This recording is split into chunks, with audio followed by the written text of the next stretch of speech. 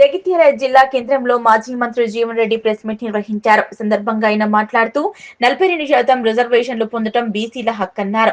శాసనసభ, శాసన మండలిలో బీసీ రిజర్వేషన్లపై బీఆర్ఎస్, బీజేపీ పార్టీలు సుముఖత వ్యక్తం చేస్తాయన్నారు. గవర్నర్ బీసీ రిజర్వేషన్లపై కేంద్ర హోంశాఖకు నివేదించాల్సిన అవసరం లేదన్నారు. గవర్నర్ రాష్ట్ర ప్రభుత్వ నిర్ణయాలకు రాజముద్ర వేయాలన్నారు. 9వ షెడ్యూల్లో బీసీలకు కల్పించాల్సిన 42% రిజర్వేషన్లకు చేర్చడానికి కేంద్రం తనచే ధోరణి అవలంబిస్తుందన్నారు. బీజేపీ నాంచివేత ధోరణితో బీసీలకు అన్యాయం జరుగుతుందన్నారు. గవర్నర్ కేంద్రానికి ఏజెంట్ కాదన్నారు. రాష్ట్ర ప్రభుత్వ నిర్ణయాలను అమలు చేయడం గవర్నర్ బాధ్యత అన్నారు. అసెంబ్లీ, శాసన మండలిలో అనుకూలంగా వ్యవహరించాల్సిన బీజేపీ నాయకులు కేంద్రంలో తమ బాధ్యతను నిర్వర్తించడం లేదన్నారు. విజ్ఞులైన కిషన్ రెడ్డి, బీజేపీ రాష్ట్ర అధ్యక్షులు రామచంద్రరావు బీసీలకు దక్కాల్సిన 42%పై అడ్డుపడుతున్నారన్నారు. బీసీ రిజర్వేషన్ హిందూ, ముస్లింలకు సంబంధించిన విషయం కాదన్నారు. వాళ్ళ బలహీన వర్గాలకు కావాల్సిన వాళ్ళ హక్కులు, వాళ్ళ జనాభాను పరిగణలోకి తీసుకుంటూ సామాజిక వెనుకబాటుతానికి గురవుతున్న ఒక వర్గాలకు ఏదైతే రాజ్యాంగం నిర్దేశించింది. తెలంగాణ రాష్ట్ర ప్రభుత్వం ఏదైతుందో 47% కల్పించాలని చెప్పని భావించింది. వీళ్ళు జాతీయ స్థాయిలో రాహుల్ గాంధీ గారు ఏదైతుందో దీన్ని ప్రధానంగా ఈ అంశం చేపట్టిండు. రామచంద్రరావు గారు నేను పార్టీ పరంగా ఇస్తాను, పార్టీ పరంగా ఇచ్చే నీకు నిజంగా if you are so sincere, ఆ మోడీ నువ్వు ఢిల్లీ ఉన్నావు కదా ఆయన, ఆ మోడీ గారు కలిసి మా తెలంగాణ రాష్ట్రంలో ఓబీసీలు ఇట్లా సామాజిక వెనుకబడడానికి గురవుతున్నారు, వాళ్ళ స్థానిక సంస్థలో వాళ్ళకి కావాల్సినటువంటి ఒక దామజ పొందలేకపోతున్నారు, వారికి ఏదైతుందో రాజ్యాంగంలో రక్షణ కల్పింపజేయడానికి 9th షెడ్యూల్ చేర్చండి అని చెప్పని నువ్వు నివేదించే బాధ్యత నీ మీద లేదు అనే బీజేపీ అధ్యక్షుడిగా. కిషన్ రెడ్డి గారు కేంద్ర మంత్రి ఏదైతుందో అసలు ఇష్యూనే డైవర్ట్ చేసి ఏదైతుందో తప్పుదూరు పట్టిస్తాడు. రామచంద్రరావు గారు కూడా అదే బాట పడతాడు.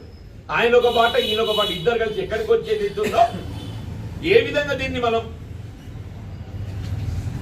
42% అమలుకు ఆటంకం ఏర్పడుతుంది. వాళ్ళ ఆలోచన ఎక్కడికి వచ్చి దీనికి ఆటంకం ఏర్పరచాలి.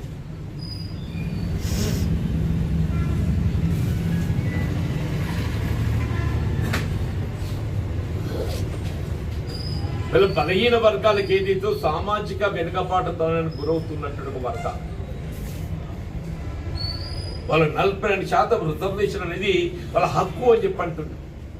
ఇది ఎవరి మెహర్బానీ కాదు. ఇది వీళ్ళ కాంగ్రెస్ పార్టీ కూడా they not doing any mercy or any favour.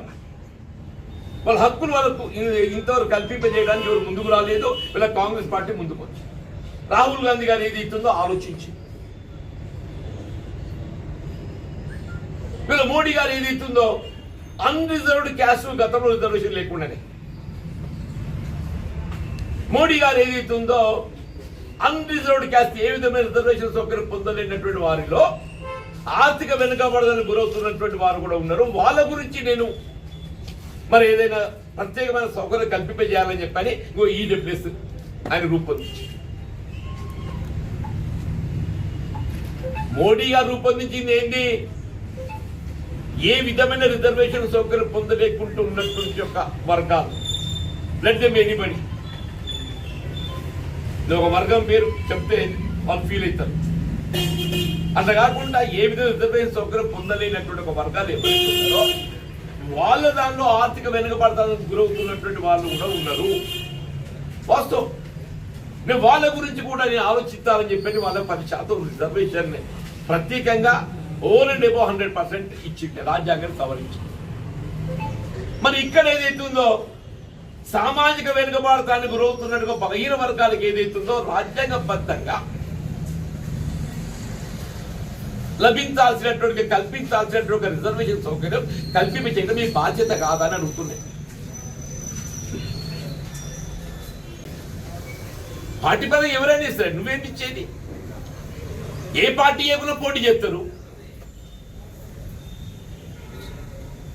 A party ఏమైనా పోటీ చేస్తారు అంటూ నేను ఒక పార్టీ ఇచ్చుడు కాదా, ఏ పార్టీ ఏమైనా పోటీ చేస్తారు.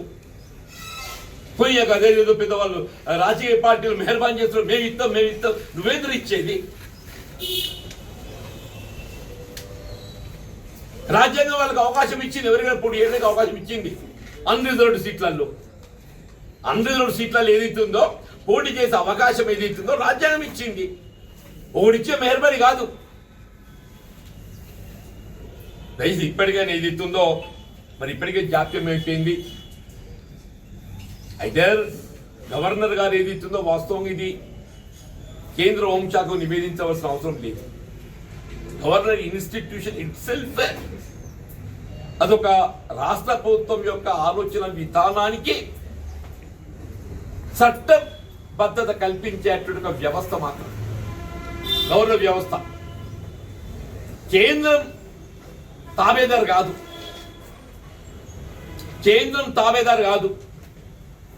కేంద్రం నియామకం చేయబడ్డప్పటికి కూడా గవర్నర్ వ్యవస్థ అనేది రాష్ట్రపతి యొక్క ఆలోచన విధానానికి ఒక చట్టబద్ధత కల్పించే ఒక రాజముద్ర వేసే ఒక వ్యవస్థ అని చెప్పండి. రాష్ట్ర ప్రభుత్వం 42% నివేదించిందో గతంలో మీరు లీగల్ స్క్రూటినీ చేసిండ్రు. మీ లీగల్ స్క్రూటినీలో ఏదైతుందో 42% రిజర్వేషన్ కల్పింపజేయబడటం సమంజసమని చెప్పని నిర్ధారించుకున్నారు. 42% రిజర్వేషన్ కల్పింపజేయబడటం సమంజసం అని చెప్పని నిర్ధారించుకున్న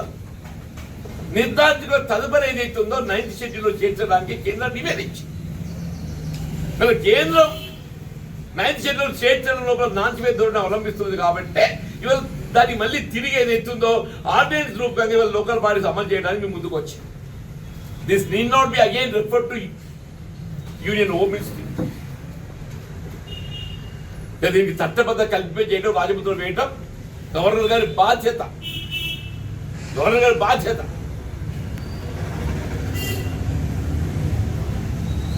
ఏ పరిస్థితుల్లో రాబోయే ఎన్నికలు 42% రిజర్వేషన్ చట్టబద్ధంగా కల్పించేయాల్సిన బాధ్యత అన్ని రాజకీయ పార్టీలే. మీ చిత్తశుద్ధి ప్రదర్శించుకునే సమయం ఆసన్నమైందని చెప్పిన రాజకీయ పార్టీలు మీ చిత్తశుద్ధి ప్రదర్శించుకునేటువంటి సమయం ఆసన్నమైంది. అది ఏ రాజకీయ పార్టీ అయినా కానీ Congress party is acting. Let BJP also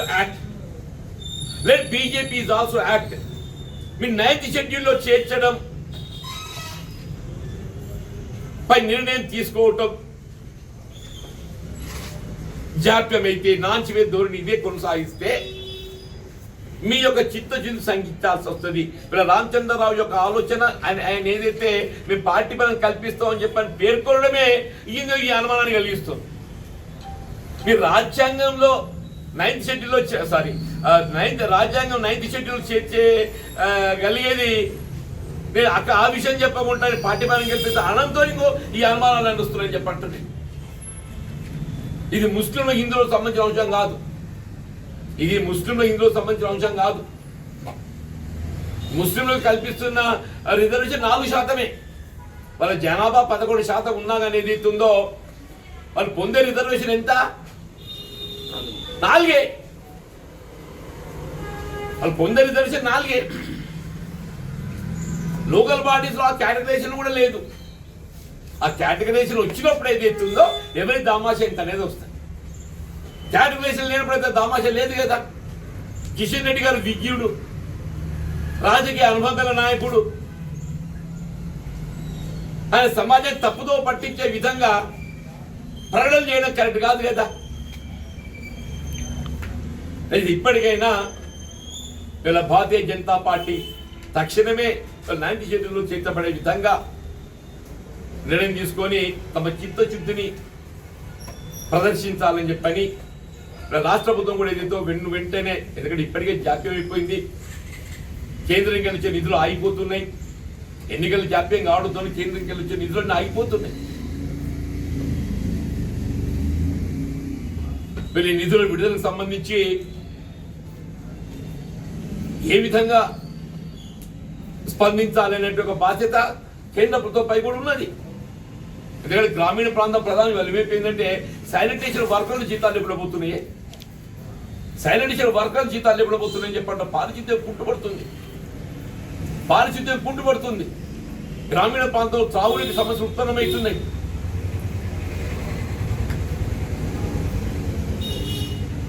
చేసి ఈ ఫర్దర్ డిలే లేకుండా తక్షణమే 9th షెడ్యూల్ చేస్తారని చెప్పండి డిమాండ్. Thank you.